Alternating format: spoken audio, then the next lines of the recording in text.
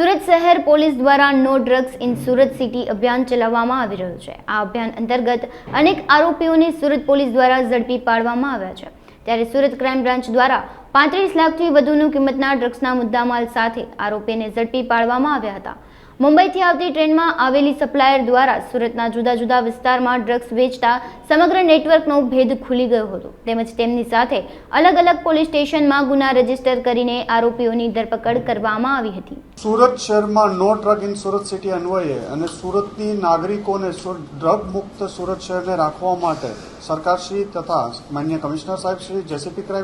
Crime સાહેબ વગેરેની સૂચનાઓ આધારે છેલ્લા એકાદ માસ દોઢ માસથી ક્રાઇમ બ્રાન્ચની ટીમો સતત એનડીપીએસના દૂષણને નાખવા માટે પ્રયત્ન કરતી હતી અને એનડીપીએસનું જે આખું નેટવર્ક કે બહારના રાજ્યોમાંથી એમડી ડ્રગ્સ લાવી સુરતના અલગ અલગ પેડલરોને આપવામાં આવે,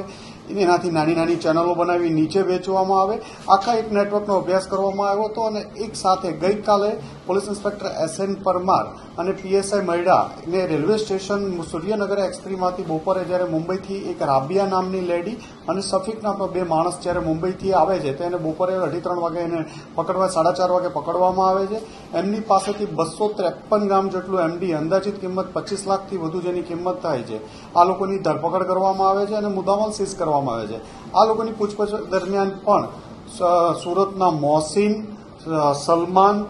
અને ફૈઝલ શેખ આ લોકોના નામ તપાસ દરમિયાન આવ્યા અને જે એક માસથી સુરતની ટીમ અલગ અલગ ટીમો લાગેલી હતી પોલીસ ઇન્સ્પેક્ટરોની ટીમો એમને પણ આ નામની માહિતગાર હોય તરત અલગ અલગ જગ્યાએ રેડો ચાલુ કરવામાં આવી, જેમાં સરફરાઝ ઉર્ફે સલમાન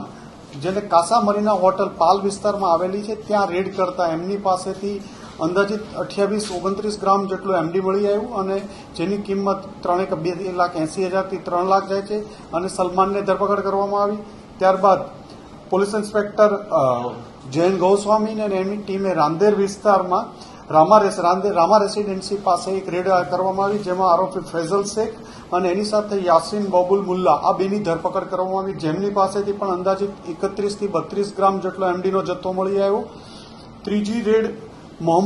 મોહસિન શેખ નામના એક કિસમનું નામ અમની તપાસ દરમિયાન આવેલું હતું। આ મોહસિન શેખ એક જગ્યાએ છુપાયેલો છે બુદરપુરામાં અશફાક મોહમ્મદ યુસુફના ઘરે।